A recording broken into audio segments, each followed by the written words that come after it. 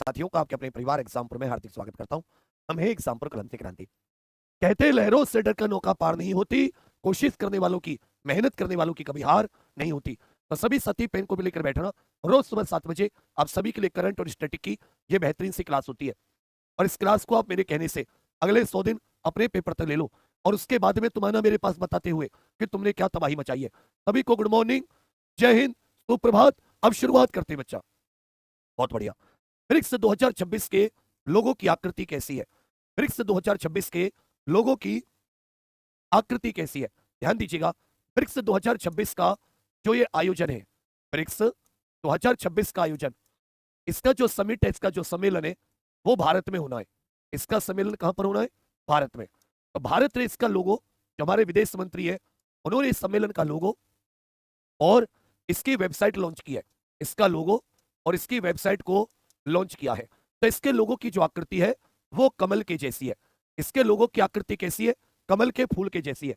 तो ब्रिक्स 2026 के लोगों की आकृति कुछ इस प्रकार से है। ये कमल के फूल जैसी आपको दिखाई दे रही होगी। इसमें 5 फूल है, नमस्ते का आकार है, ये सब। ब्रिक्स की बात कर लेते हैं। ब्रिक्स देखिए, इसमें वर्तमान में 10 सदस्य हैं। वर्तमान में ब्रिक्स में कितने सदस्य हैं? 10 सदस्य हैं। सबसे नया सदस्य इसका इंडोनेशिया है। सबसे नया सदस्य ब्रिक्स का कौन सा हो जाता है? इंडोनेशिया। अपने मन मन में मेरे साथ दोहराइए, भाई ब्रिक्स का सबसे नया सदस्य कौन सा हो जाता है? कहोगे सर इंडोनेशिया। ये ब्रिक्स का सबसे नया सदस्य है। ब्रिक्स का सबसे नया सदस्य है। ब्रिक्स का जो पहला सम्मेलन था, पहला सम्मेलन कह लो, ये इसका पहला समिट, वो याकीटेरिनबर्ग 2009 याकीटेरिनबर्ग रूस में आयोजित हुआ था। कहां पर भैया? कहोगे सर इसका जो पहला सम्मेलन था वो कहां पर आयोजित हुआ है? 2009 में याकीटेरिनबर्ग रूस में आयोजित हुआ है। 2009 में याकीटेरिनबर्ग रूस में आयोजित हुआ है। अभी इसी के तहत आपको याद होगा कि जो दक्षिण अफ्रीका है वो पीस मिशन 2026 करके, पीस मिशन 2026 करके तटीय युद्धाभ्यास का या संयुक्त सैन्य अभ्यास का आयोजन भी कर रहा है। संयुक्त सैन्य अभ्यास का आयोजन, संयुक्त सैन्य अभ्यास का आयोजन, संयुक्त सैन्य अभ्यास का आयोजन। तो ये जो कमल के फूल की आकृति के आधार पर, कमल के फूल के आकृति के आधार पर ये ब्रिक्स के लोगों को डिजाइन किया है, ब्रिक्स के लोगों को लॉन्च किया गया है। इसमें वर्तमान में कितने सदस्य हैं? 10 सदस्य हैं।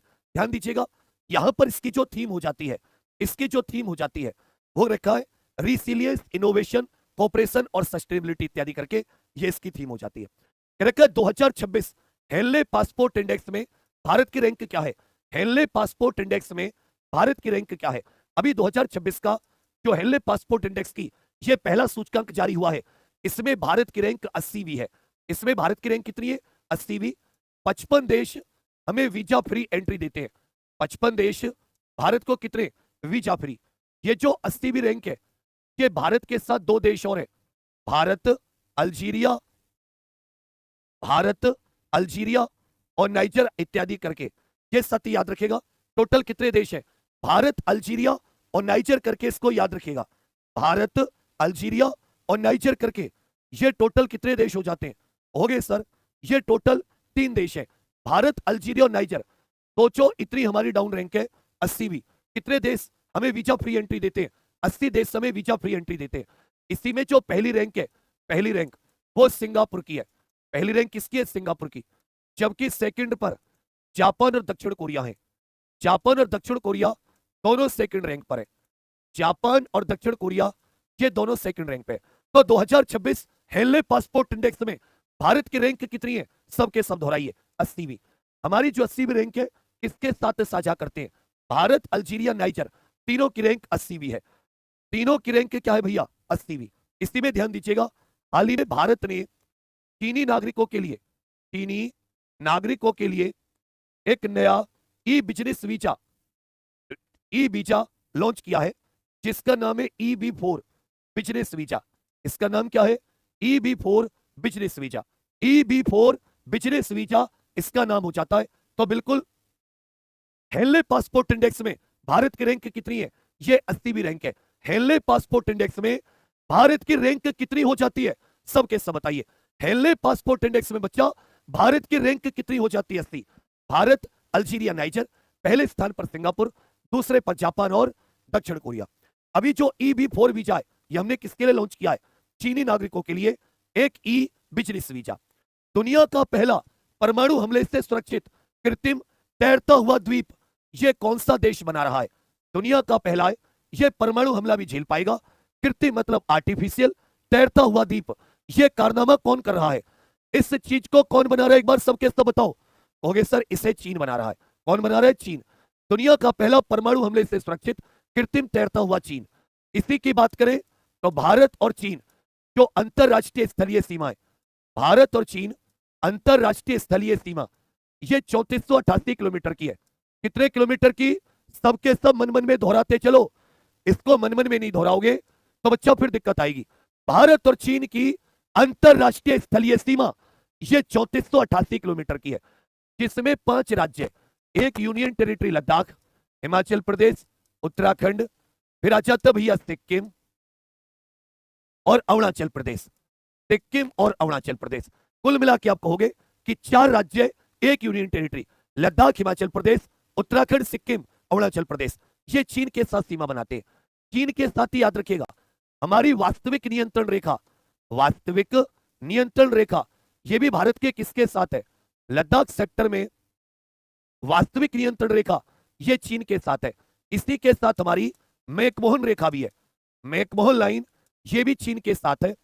और जो भारत का अरुणाचल प्रदेश वाला हिस्सा है, भारत का अरुणाचल प्रदेश वाला जो हिस्सा है और चीन के तिब्बत के बीच में, चीन के तिब्बत के बीच में। तो इसी में एक पॉइंट याद रखेगा बहुत अच्छे से, चीन ने तिब्बत पर कब आक्रमण किया था?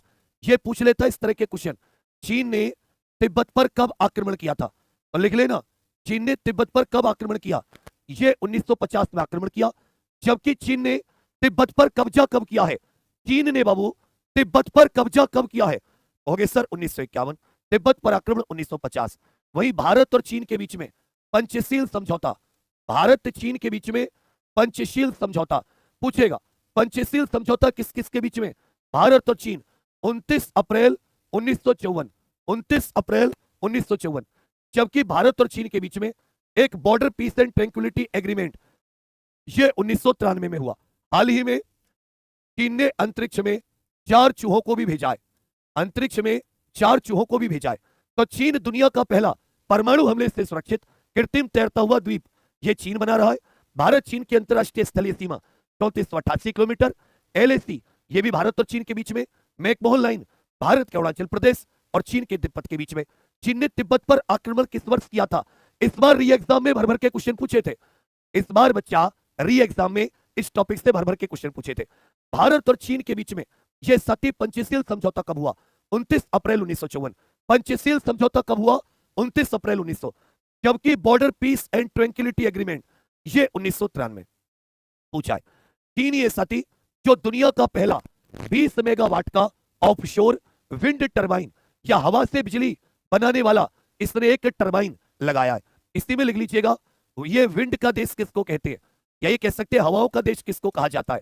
हवाओं का देश किसको कहा जाता है ये भी पूछ लेता है। और ये पूछा गया है कंट्री ऑफ विंड्स, ये याद रखेगा भैया, ये डेनमार्क को कहा जाता है।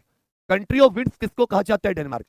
जबकि ये विंड एनर्जी सबसे ज्यादा वायु ऊर्जा, सबसे ज्यादा सोलर ऊर्जा मतलब हवा से बिजली बनाने वाला, और सौर्य ऊर्जा जो सूर्य ऊर्जा सन की एनर्जी होती है, सूर्य की ऊर्जा होती है, इससे बिजली बनाने में पहला स्थान भी चीन का है।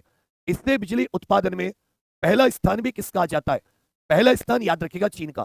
चीन हवा से बिजली बनाने और चीन सूर्य की ऊर्जा से बिजली बनाने दोनों में प्रथम स्थान है, दोनों में। हिंदू पंचांग के अनुसार, हिंदू कैलेंडर के अनुसार मकर संक्रांति ये सती किस महीने में आती है? मकर संक्रांति का जो त्योहार है ये इनमें से कौन से महीने में आता है? मकर संक्रांति का त्योहार तो याद रखिएगा माघ के महीने में। मकर संक्रांति का त्योहार ये कौन से महीने में आता है? माघ के महीने में। इसी में लिख लीजिएगा 1957 में भारत का राष्ट्रीय कैलेंडर भी कह लो या भारत का राष्ट्रीय पंचांग, ये बताइए भारत का राष्ट्रीय पंचांग या भारत का राष्ट्रीय कैलेंडर कौन सा हो जाता है? तो भारत का राष्ट्रीय कैलेंडर हो जाता है शक संवत। भारत का राष्ट्रीय कैलेंडर क्या है? शक संवत। इसको कब लॉन्च किया गया था? 78 ईस्वी में राजा कनिष्क के द्वारा, 78 ईस्वी में कुषाण वंश के राजा कनिष्क के द्वारा इसका पहला महीना कौन सा होता है? तो पहला महीना ये चैत्र का होता है। इसलिए कहते हैं कि हिंदू कैलेंडर के अनुसार ये पहला महीना कौन सा होता है? चैत्र का। लॉन्च कब किया गया था? 78 ईस्वी। ऐसे ही साथ ही एक और संवत है, एक और पंचांग है जिसको विक्रम संवत कह देते हैं। इससे 57 ईसा पूर्व में, इससे 57 ईसा पूर्व में उज्जैन के राजा विक्रमादित्य के द्वारा लॉन्च किया गया था। ये बताइए, कोई अगर पूछे कि शक संवत और विक्रम संवत में, शक संवत और विक्रम संवत में ये कितना अंतर है? तो शक संवत और विक्रम संवत में 135 साल का अंतर है। कितने वर्ष का? 135 साल का। ये वो सारी की सारी चीजें हैं जिन्हें आप अतिरिक्त अलग से कहीं पर नहीं पढ़ते, लेकिन मैं आपको अपने साथ साथ ये सारी की सारी चीजें कराता चलूंगा। तो माघ के महीने में ये मकर संक्रांति का त्योहार आता है। नॉर्मली 14 या 15 तारीख को पड़ता है, 14 या 15 जनवरी। इस बार 15 जनवरी को है। भारत का राष्ट्रीय पंचांग 1957 में शक संवत, 78 ईस्वी में लॉन्च, पहला महीना चैत्र, जबकि विक्रम संवत 57 ईसा पूर्व में। इनमें कितने का अंतर हो जाता है? इनमें 135 वर्ष का अंतर हो जाता है। अब यहां पर याद रखिएगा, भारत में अलग अलग नाम है संक्रांति के। जैसे तमिलनाडु में मकर संक्रांति को पोंगल कहते हैं। भाई तमिलनाडु में मकर संक्रांति का नाम क्या हो जाता है? पोंगल हो जाता है। आंध्र प्रदेश में पेड्डा हो जाता है। वहीं सती पौष संक्रांति पश्चिम बंगाल में, असम में माघ बिहू कह देते हैं। वहीं उत्तर प्रदेश में सती खिचड़ी, उत्तर प्रदेश बिहार में खिचड़ी भी कहा जाता है। जबकि गुजरात में उत्तरायण कह देते हैं। माघी लोहड़ी पंजाब में, शिशुर संक्रांत, शिशुर संक्रांत ये जम्मू कश्मीर में कह देते हैं। शिशु संक्रांत और मकर विलक्कू ये केरल। मकर विलक्कू क्या हो जाता है? कहोगे सर केरल। मकर विलक्कू क्या हो जाता है? केरल। जैसे पोंगल तमिलनाडु में कह देते 4 दिन का त्योहार है। मकर संक्रांति कितने दिन का है? 4 दिन का। चलिए, पूछा दीना पावेल मेक कार्मिक ये किस कंपनी की अध्यक्ष बनी है? बहुत बहुत इंपॉर्टेंट क्वेश्चन है, इस पर प्लीज ध्यान दीजिएगा। और एक बार साथी आज हो सके तो सबके सब साथी थोड़ा सा समर्थन दे दीजिए। आज थोड़ा सा पीछे चल रहे हैं, एक बार अपने अपने व्हाट्सएप पे लगा लीजिएगा। यही साथी आपकी तरफ से जन्मदिन की शुभकामना हो जाएगी। 1 सेकंड का समय निकालकर आप सबके सब साथी ये जो वीडियो देख रहे हो यहां पर ये शेयर का होता है, इसको 1 सेकंड में क्लिक करोगे तो एक व्हाट्सएप का लोगो सा बना जाएगा और सबके सब साथी अपने व्हाट्सएप स्टेटस पे लगा लो। उतना मेरे लिए साथी पर्याप्त है। यहां पर ये लोगो सा बना जाएगा उसी पर। तो खींच कर लेकर चलते हैं। ये बहुत इंपॉर्टेंट क्वेश्चन है, 110% वाला। टीना पावेल मैककॉर्मिक ये किस कंपनी की प्रेसिडेंट बनी है? तो याद रखिएगा मेटा कंपनी की। इसकी भैया मेटा। देखिए मेटा का पूर्व नाम था फेसबुक। मेटा का पूर्व नाम क्या था? मतलब पहले फेसबुक, अब मेटा के अंदर फेसबुक, थ्रेड, इंस्टाग्राम, व्हाट्सएप ये सब आ गई है। फेसबुक की स्थापना साल 2004 में मार्क जुकरबर्ग और उसके मित्रों ने मिलकर की।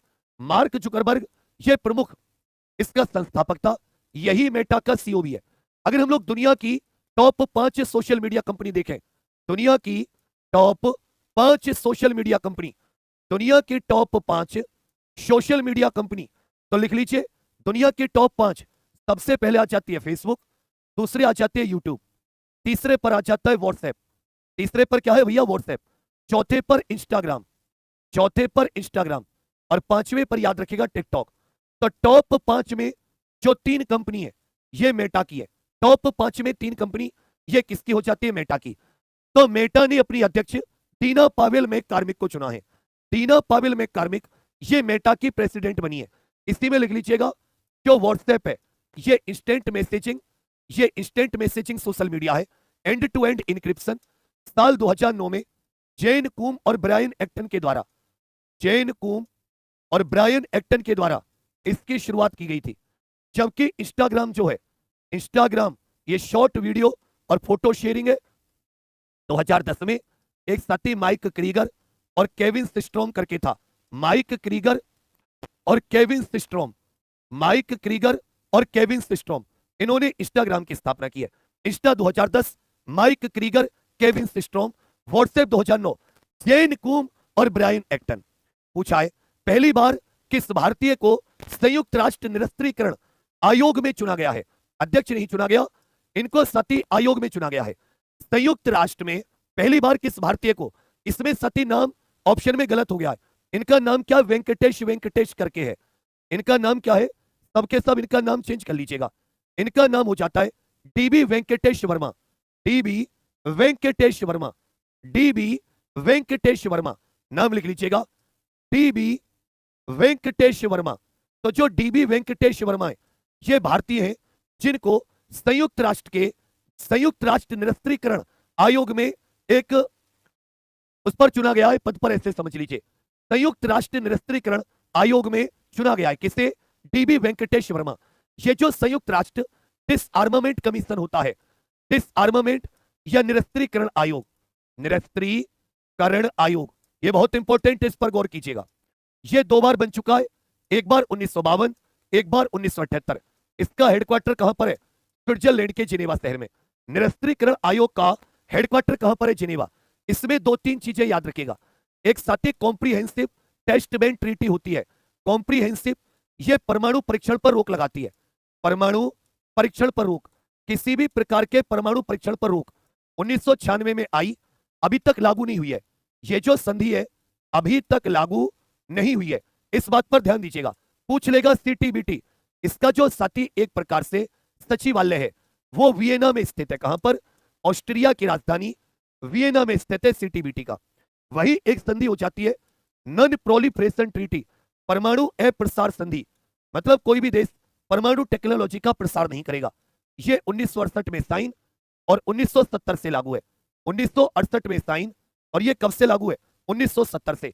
तो ये आपसे पेपर में 100 के 100% पूछेगा। सब के सब इस बात को सुन लीजिए, ये जो 2 मैंने लिखी है, या तो सीटीबीटी से या एनपीटी से, या तो इनकी साल पूछ लेगा, नहीं तो प्रीवियस ईयर पेपर निकाल के देख लीजिए। ना आए तो बता देना, ना आए तो बता देना। संयुक्त राष्ट्र स्थापना दिवस कब मनाया जाता है, संयुक्त राष्ट्र दिवस लिख लीजिएगा, प्रत्येक वर्ष 24 अक्टूबर। यह संयुक्त राष्ट्र दिवस मनाया जाता है प्रत्येक वर्ष 24 अक्टूबर। मिस्र देश में सदन की कार्यवाही का नेतृत्व करने वाली पहली महिला कौन बनी है। मिस्र में अभी तक सदन की कार्यवाही का नेतृत्व करने वाला कोई महिला नहीं थी, यह पहली महिला है, डॉक्टर अबला अल हरावी। डॉक्टर अबला अल हरावी। ये जो मिस्र है, इसकी राजधानी हो जाती है काहिरा। इसकी राजधानी क्या हो जाती है, काहिरा, नील नदी के किनारे, जिसको कायरो कह देते हैं, मिस्र की राजधानी। और मिस्र में याद रखिएगा स्वेज नहर है। स्वेज नहर किसको किससे जोड़ती है, स्वेज नहर लाल सागर को भूमध्य सागर से जोड़ती है।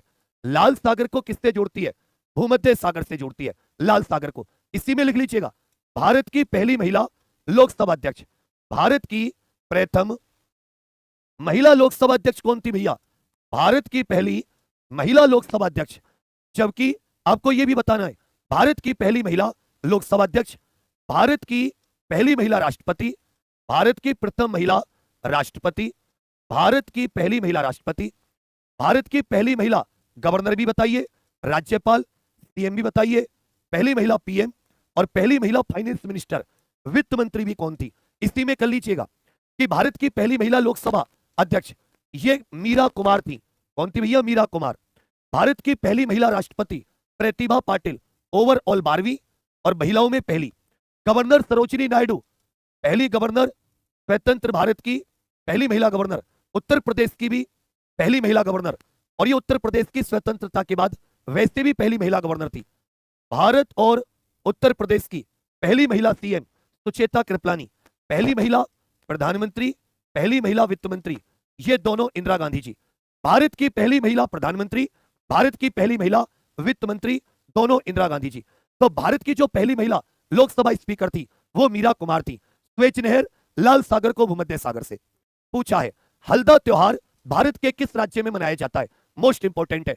इसमें देखिए 3 त्योहार है मिलते जुलते नाम के। एक हो जाता है हल्दा त्योहार, एक हो जाता है हरेला, मिलता जुलता है ना, एक आ जाता है हरेला और यहां से क्वेश्चन पूछता है, और एक आ जाता है हरेली त्योहार। तो ये आपस में मिलते जुलते त्योहार है, इसमें कंफ्यूजन हो जाता है।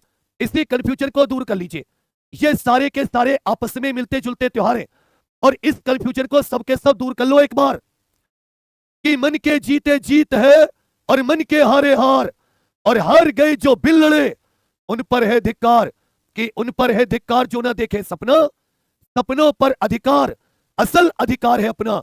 तो भोर का एक तारा है, परिवर्तन का एक नारा है, ये मेहनत केवल कुछ दिन की है, उसके बाद में सब कुछ तुम्हारा है, उसके बाद में सब कुछ तुम्हारा है।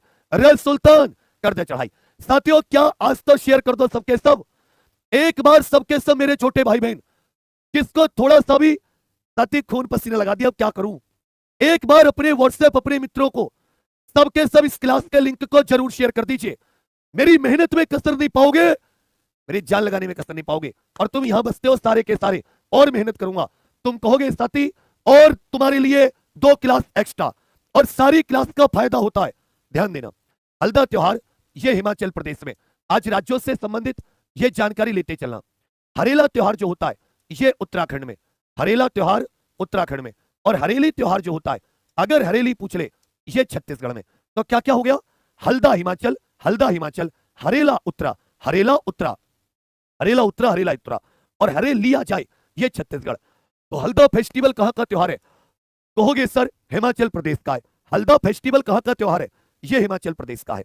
हिमाचल प्रदेश जिसमें विधानसभा की 68 सीट, लोकसभा की 4 और राज्यसभा की 3, विधानसभा की 68, लोकसभा की 4, राज्यसभा की 3 सीट। सीधा फ्यूचर सम्मेलन का आयोजन कहां पर किया जा रहा है, सीधा फ्यूचर सम्मेलन का आयोजन ये इजराइल में, सीधा फ्यूचर इसका आयोजन कहां पर, इजराइल में।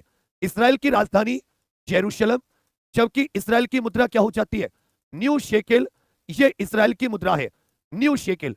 जबकि इजराइल की संसद का नाम क्या है, इजराइल की संसद का नाम है नीसेट। इजराइल का सर्वोच्च नागरिक पुरस्कार हाल ही में किसको दिया गया, सर्वोच्च नागरिक पुरस्कार, इजराइल का सर्वोच्च नागरिक सम्मान 2025 में डोनाल्ड ट्रंप को दिया गया।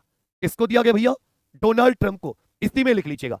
तो इजराइल में सीधा फ्यूचर सम्मेलन का आयोजन हो रहा है, सीधा फ्यूचर सम्मेलन, राजधानी जेरूशलम, मुद्रा न्यू शेकेल, जबकि इजराइल की संसद का नाम क्या हो जाता है, नीसेट। ये बच्चा इजराइल की संसद का नाम है, नीसेट क्या हो जाता है, इजराइल की संसद का नाम। हाल ही में भारत दुनिया का कौन सा सबसे बड़ा मछली उत्पादक देश बन गया है, दुनिया का सबसे बड़ा दूसरा मछली उत्पादक देश, चीन के बाद में पहला स्थान किसका है, चीन का, दूसरा स्थान किसका है, भारत का। मछली उत्पादन में भारत का कौन सा स्थान है, दूसरा स्थान है। मछलियों से संबंधित लिख लीजिएगा CMFRI, सेंट्रल मरीन फिशरीज। ये जो समुद्री मत्स्यिकी होती है, या ये कह सकते हो जो समुद्री फिश होती है, इसको लेकर साथी अनुसंधान संस्थान, ये केरल के कोची में स्थित है। CMFRI ये केरल के कोची में स्थित है। भारत में जो नीली क्रांति हुई थी, ब्लू रिवॉल्यूशन, नीली क्रांति, ये भी किससे संबंधित थी, ये भी मत्स्य उत्पादन बढ़ाने से संबंधित, ये भी किससे संबंधित है, मत्स्य उत्पादन बढ़ाना। तो भारत दुनिया का दूसरा सबसे बड़ा, जबकि चावल उत्पादन में भारत की हाल ही में कौन सा स्थान, चावल उत्पादन में भारत का पहला स्थान है, जबकि मछली उत्पादन में भारत का दूसरा, चावल उत्पादन में पहला और मछली उत्पादन में दूसरा। CMFRI में पूछ लेता है, यह केरल के कोची केंद्रीय समुद्री मात्स्यिकी अनुसंधान संस्थान। नीली क्रांति का संबंध किससे है, नीली क्रांति का संबंध किससे है, एक बार लिखिए, कहोगे सर मत्स्य उत्पादन। पूछा दिसंबर 2025 में रूसी कच्चे तेल के खरीदारों में भारत किस स्थान पर रहा। देखिए सबसे ज्यादा जो रूस से कच्चा तेल खरीद रहा है वो चीन, चीन के बाद में तुर्की, और तीसरे स्थान पर कौन आ गया है, ये भारत आ गया है। तीसरे स्थान पर कौन आ गया है, भारत। तो दिसंबर 2025 में रूस से कच्चे तेल की खरीदारी में भारत कौन से स्थान पर आ गया है, भारत तीसरे स्थान पर है। सबसे ज्यादा चीन, सेकंड नंबर पर तुर्की, और भारत कौन से स्थान पर है, भारत याद रखिएगा तीसरे स्थान पर। भारत में ब्लैक रिवॉल्यूशन, काली क्रांति आई थी, काली क्रांति, इसको जो पेट्रोलियम होता है इसको ब्लैक गोल्ड भी कह देते हैं। यह पेट्रोलियम उत्पादन बढ़ाने से संबंधित था, पेट्रोलियम उत्पादन बढ़ाने से संबंधित जो ब्लैक रिवॉल्यूशन, जो पेट्रोलियम है इसको ब्लैक गोल्ड, जैसे बांस को हरा सोना कह देते हैं, इसको साथी ब्लैक गोल्ड कह दिया जाता है। तो रूसी कच्चे तेल के खरीदारों में भारत कौन से स्थान पर आ गया, भारत तीसरे स्थान पर। रूस में कच्चे तेल के खरीदारों में भारत तीसरे स्थान पर है। रूस की राजधानी मॉस्को, मुद्रा रूबल। अभी सती सक्षम घाटी विवाद चल रहा है, शक्सगाम घाटी विवाद भारत और किस देश के बीच में है, और इसमें कतई गलती मत करना। अगर मैं पूछूं आप सभी से कि पंचशील समझौता ये कौन कौन देश के बीच में और कब हुआ, पंचशील समझौता, इस देश के साथ हमारा सीमा विवाद काफी पुराना है। सक्षम घाटी विवाद भारत और चीन, हालांकि भारत, चीन, पाकिस्तान, ये तीनों ही मान सकते हो। कैसे?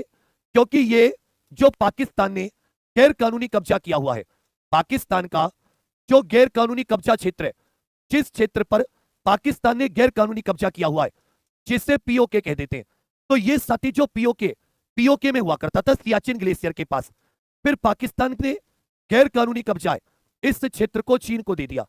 इस क्षेत्र को किसको दे दिया? चीन को दे दिया है। पंचशील समझौता भारत और चीन के बीच में, जो कि कब साइन किया गया था, यह क्वेश्चन इस बार आना ही आना है, 29 अप्रैल 1954 को। इसी में लिख लीजिए, दलाई लामा भारत कब आए? दलाई लामा भारत कब आए? तो लिख लेना मार्च 1959 में। 1950 में 1950 में चीन ने तिब्बत पर आक्रमण किया और दलाई लामा 1959 भारत आए। सबके सब लिखकर बताइए कमेंट्स में कि दलाई लामा भारत में किस वर्ष आए। कि हो गई है पीर पर्वती पिघलनी चाहिए, इस हिमालय से फिर कोई गंगा निकलनी चाहिए। सिर्फ हंगामा फैलाना मेरा मकसद नहीं, मेरी कोशिश से यह सूरत बदलनी चाहिए। मेरे सीने में ने सही, तेरे सीने में सही, लगी हो आग कहीं भी, यह आग लगनी चाहिए। हम सब की मिलकर कोशिश है, यह सूरत बदलनी चाहिए।